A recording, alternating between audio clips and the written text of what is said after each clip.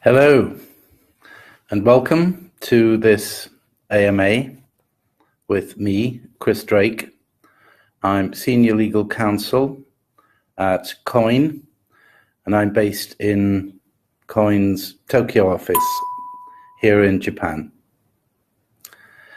And it's my pleasure to introduce myself and to take questions from you. I've got a feed on my screen. I will keep an eye on it and wait until a few people join, and then we'll kick off without wasting any more time.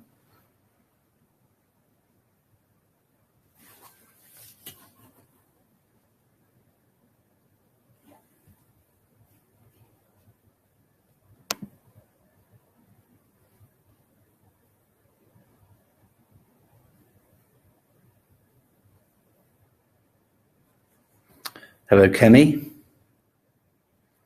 Welcome to the AMA. I think you might be the first one in. How are you today?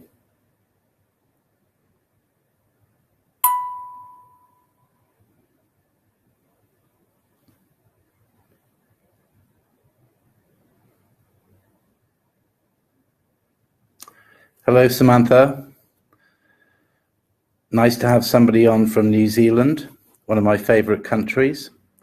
I've got a friend who has a farm about 100 kilometers west of Christchurch, and I seize every opportunity to head down there and visit him. Great part of the world.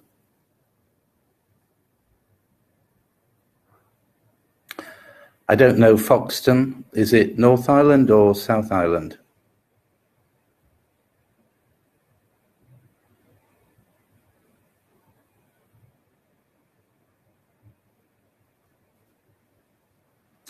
Hi, I've just seen Lu Tin Yu Sup has joined from Hong Kong.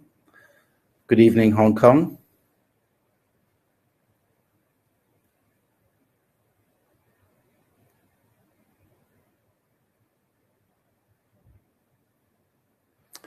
Good evening, Matt.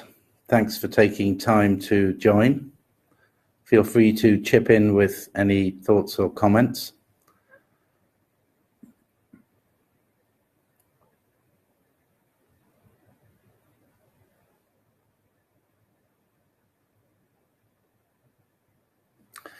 Hello, Timothy.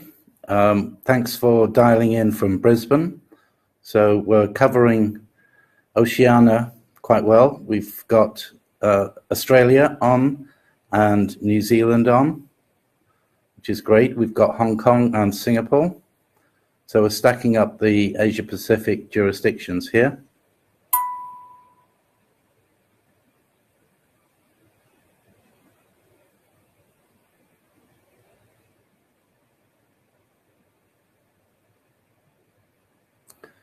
And thanks for your nice comment, Timothy, about liking the exchange. We're very pleased to receive feedback such as that. Much better than CoinSpot, absolutely.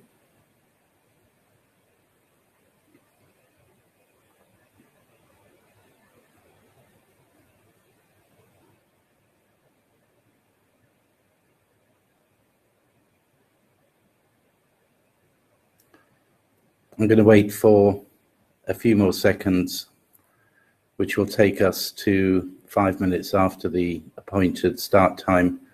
And I do not want to keep you guys hanging around who made the effort to turn up on time. Others can join as they wish. Hello, Elizabeth. Hello, Tarek. Good of you to join us. Welcome.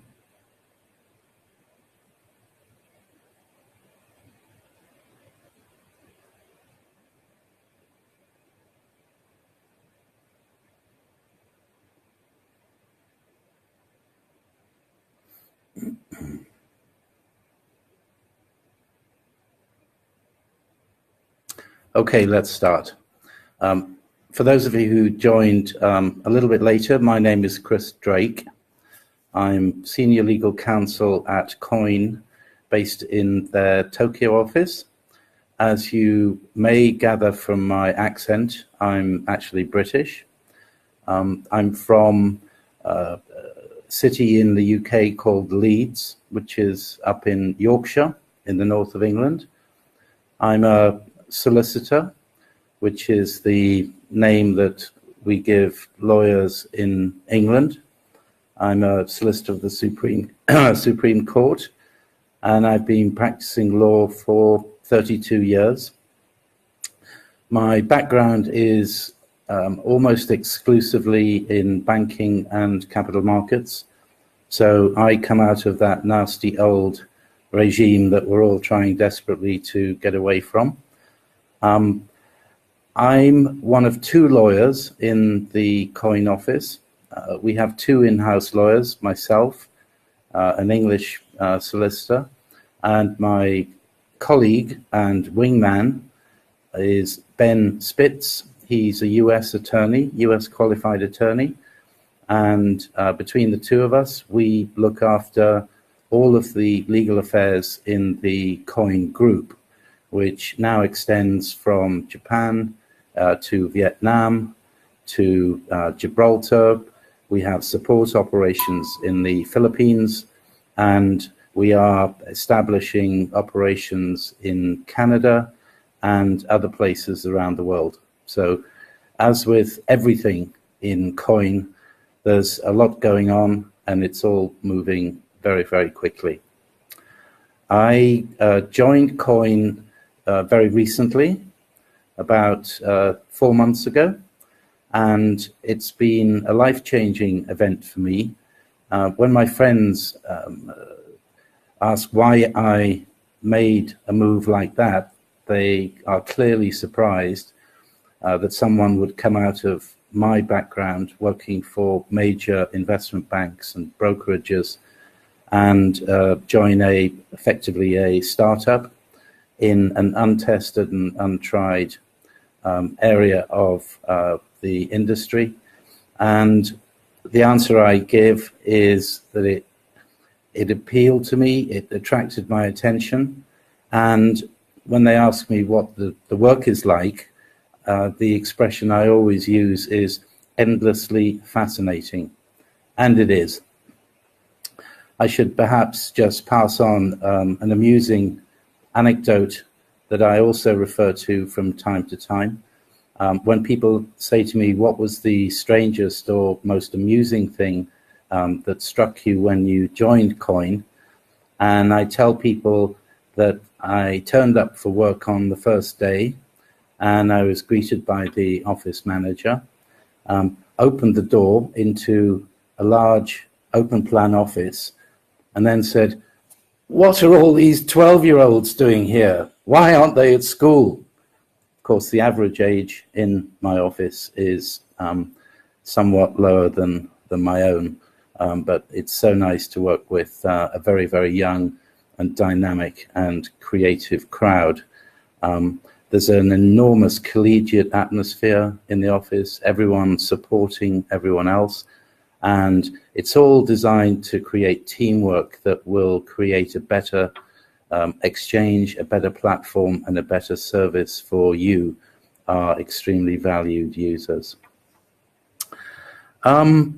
I should perhaps turn to some of the questions that have come in. I can see that one or two questions are already scrolling up on the feed. Please keep them coming. If you will allow me to consult my script or my cheat sheet. I've been asked, how does QUOINE determine the criteria of countries that we are not supporting?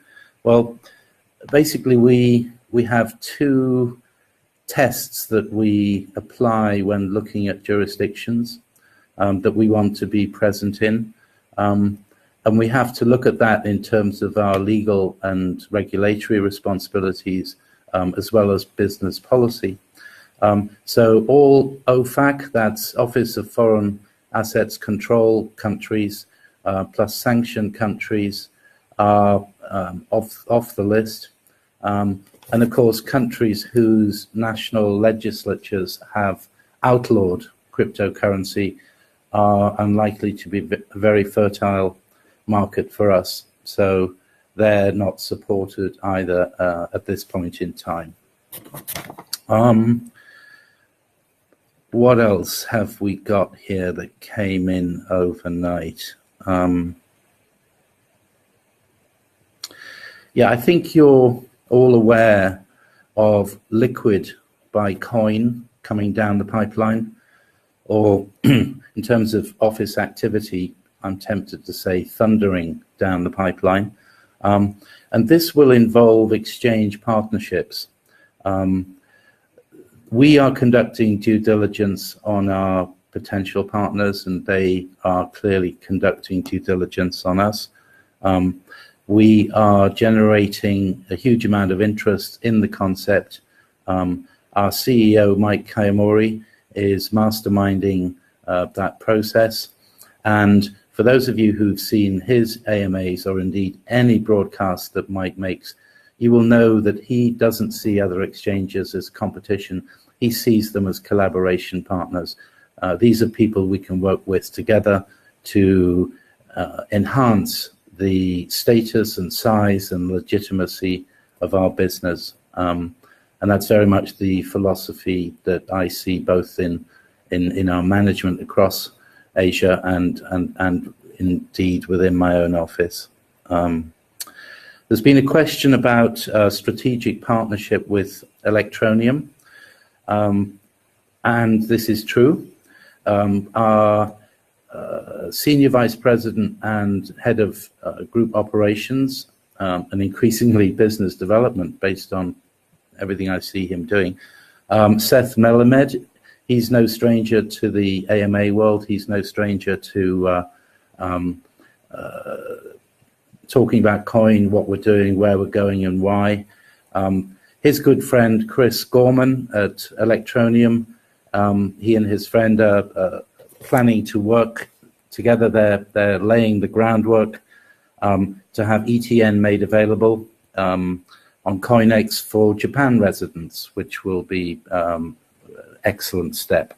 But this does, of course, require JFSA approval, and the timeline on that is not certain. But what is certain is our intention to work closely with Electroneum, and we can't wait for that collaboration to begin.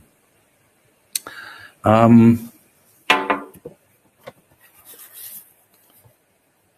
are a large number of questions that came in on regulatory and compliance topics, which I'm tempted to address, but we have a superb, experienced and senior compliance guru that we brought in from one of the big four accounting firms. His name is Ray Tanaka.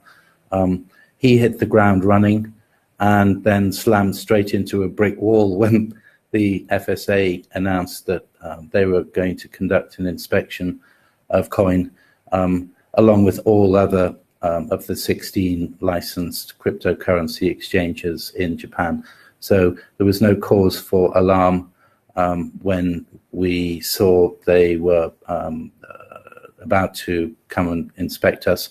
But it certainly put a huge strain on Ray Tanaka, who had literally just joined us. But hats off to him for managing that process and corralling the troops and putting our best foot forward. So allow me to just scroll through a few of the questions that have been submitted whilst I've been talking and see what we've got there.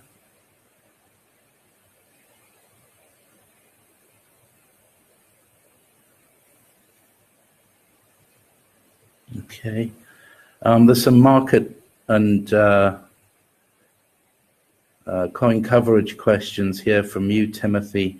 I can't presume to address that. It's really something for perhaps for Seth Melamed or one of our highly competent team in the marketing department, who've got a very good handle on what we're doing where we're going and what developments are up there in the pipeline.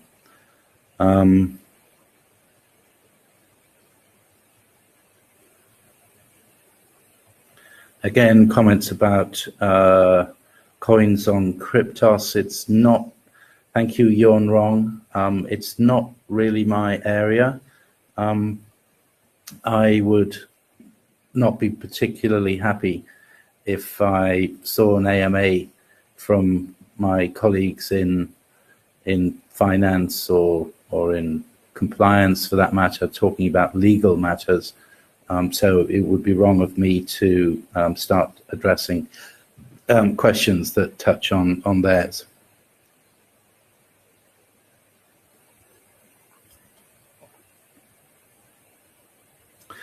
One of the things I would like to address, which is central to my role, or to the role that me and Ben perform at QUOINE as lawyers, is to explain that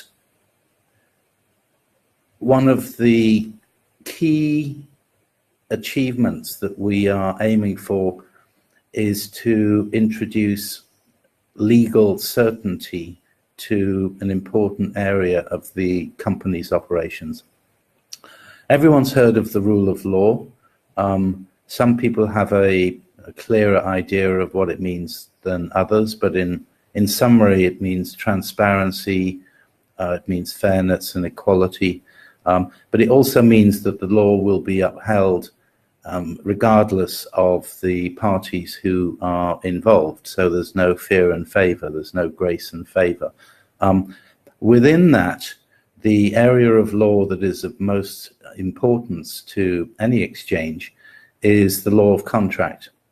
And the contracts that you are benefiting from with your exchange with us are set out in the terms of use that you signed up for when you opened your accounts, and also the trading rules. Those are your primary links, your legal links into QUOINE.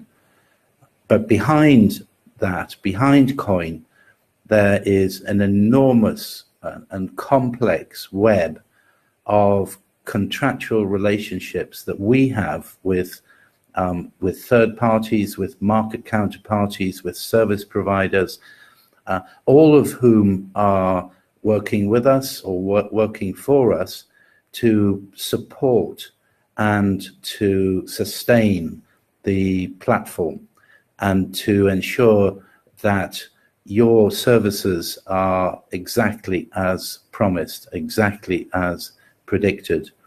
And in the crypto world, where there is unfortunately a lot of uncertainty, the task that Ben and I set ourselves every day is to examine these agreements, very often in draft form, and to revise them so that they are in your exchange's best interests, and then to arrange for them to be finalized in a manner which is legal, valid, binding, and enforceable.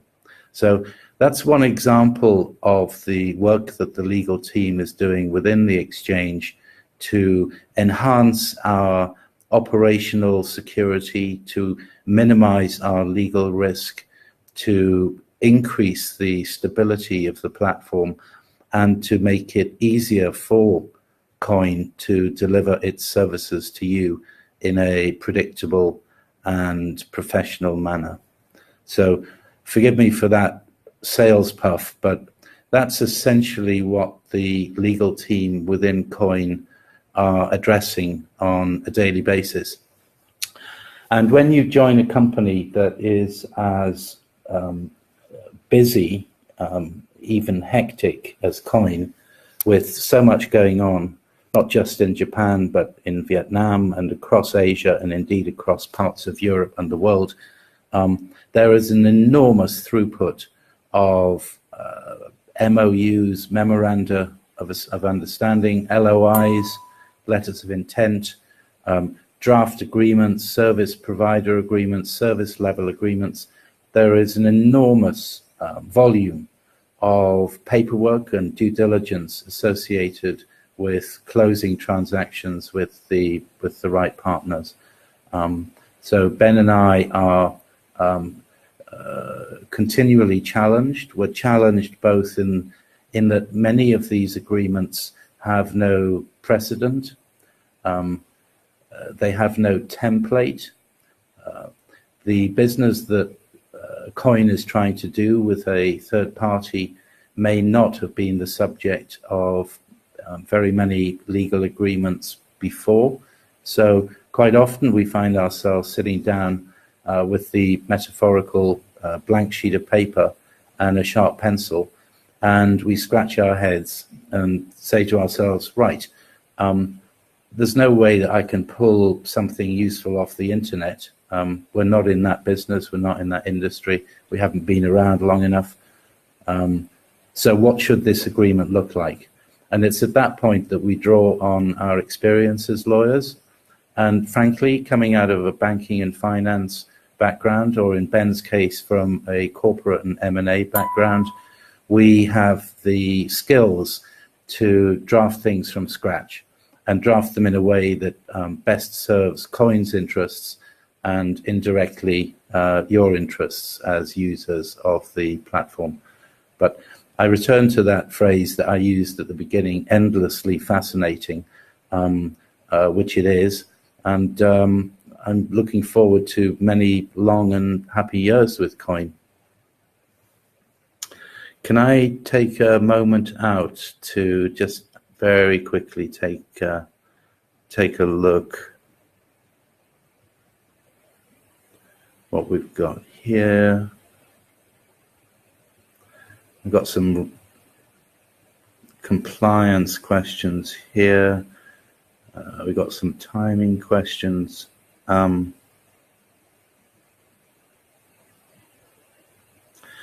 Interesting question from Jack McKinnon. Thank you, Jack, and welcome. What legal matters are you addressing in terms of connecting multiple exchanges? What do they get in return, and what are the barriers that you've come across? That's a very, very big area. That covers a lot of ground. The legal matters in connecting exchanges are both contractual and regulatory in terms of what we're allowed to do. There are elements of data privacy, data protection in there, which my colleagues in compliance look at. But essentially, these are collaboration agreements whereby both sides will benefit from increased flow. So there are a lot of points in common between ourselves and other exchanges. Each side has something to offer the other, so that's always a good start. Always a good start when you're commencing contractual negotiations. The commercial interest on both our side and on theirs, of course, is increased liquidity, increased trading volume, which translates into increased fees. And so far, we have not come across any insurmountable barriers, but the discussions are ongoing, but ongoing on a very urgent and prioritized basis. So apologies, Jack, if that answer was too high level, but that's where I see things as at today's date.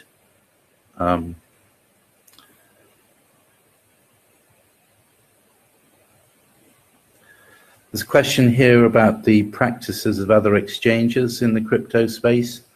And in particular, do they do enough to be legally compliant? And does this have an impact on the space as a whole? Again, a lot of ground there to cover. I won't comment on any individual exchanges. I don't think that would be appropriate. Although the the marketplace, the industry, and indeed the investors are extremely shrewd.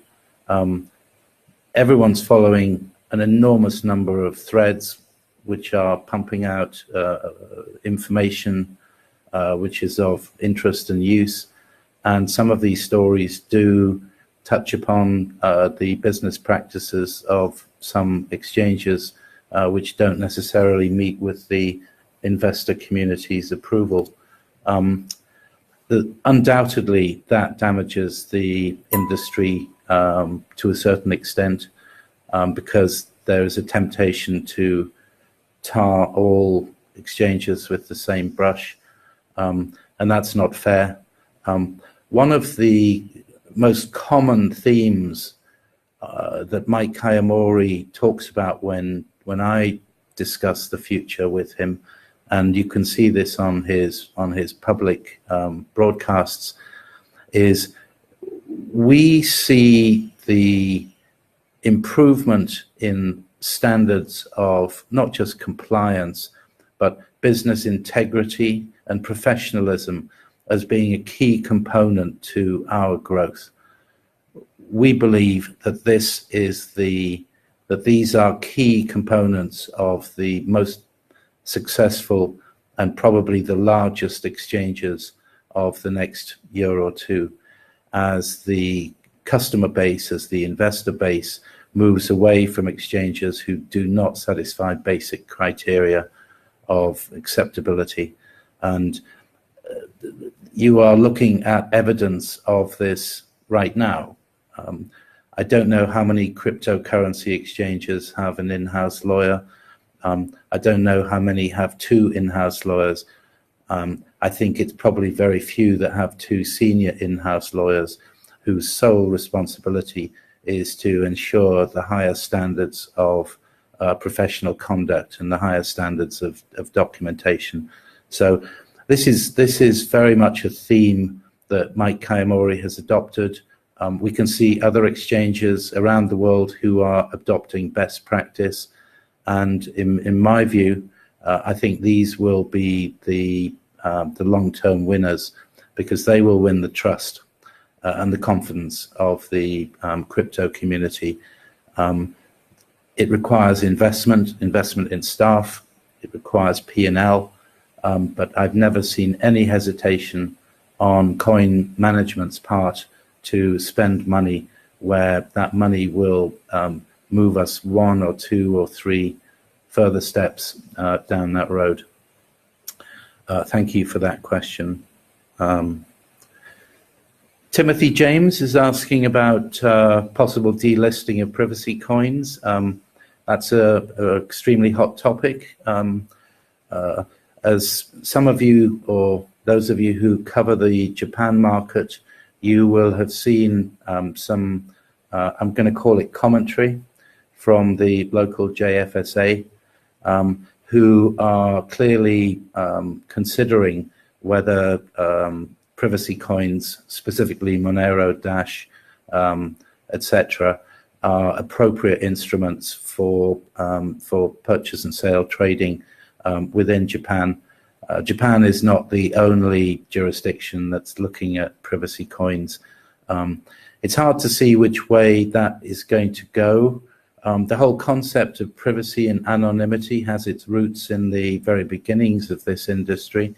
And I know that there are a lot of people with opinions I respect who talk about the democratization, but also about the ability to transact on an anonymous basis. So I think that's a discussion which is underway. It's not going away anytime soon. And I think we just have to keep an eye on either those markets, or particularly those coins that we may hold, in view of possible delisting concerns. I'm sorry not to be more specific than that, but I think that is a story that should be watched very carefully.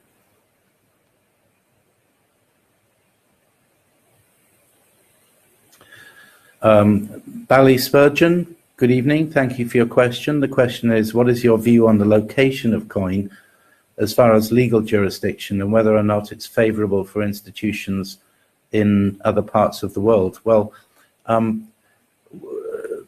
don't know if it was luck or judgment that resulted in our corporate global reach or our corporate locations, but we have QUOINE Corporation here in Japan, and of course we were the first cryptocurrency exchange to receive the official cryptocurrency license from the local regulator.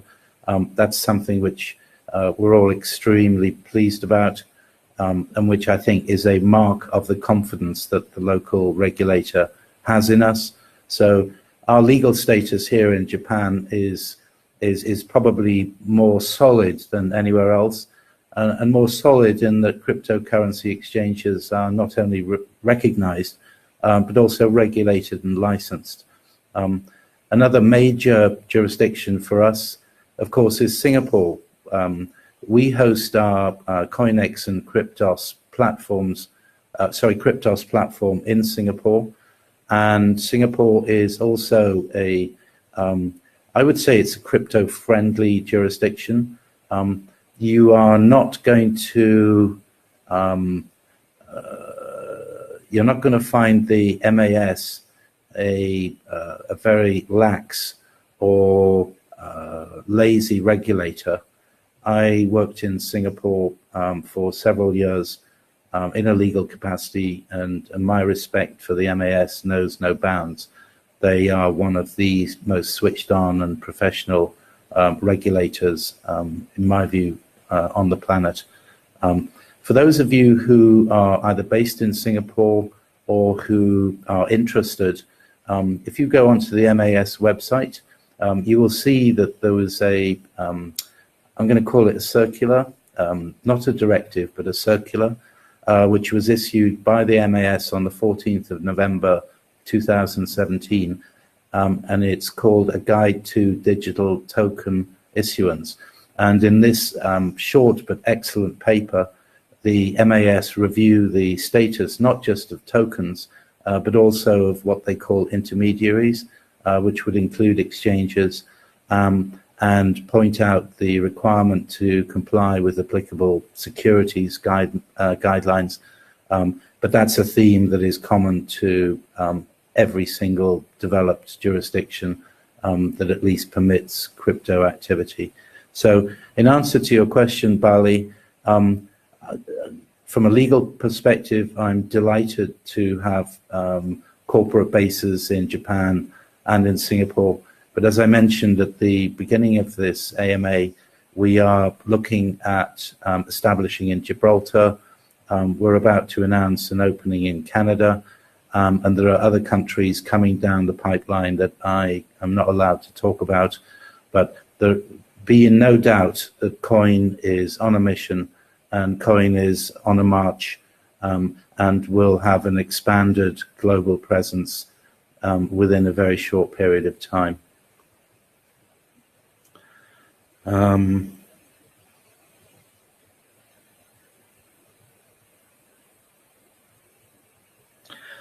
I don't see any more specifically legal questions on my thread. Allow me just to flip into a team drive and see. Oh, here we go.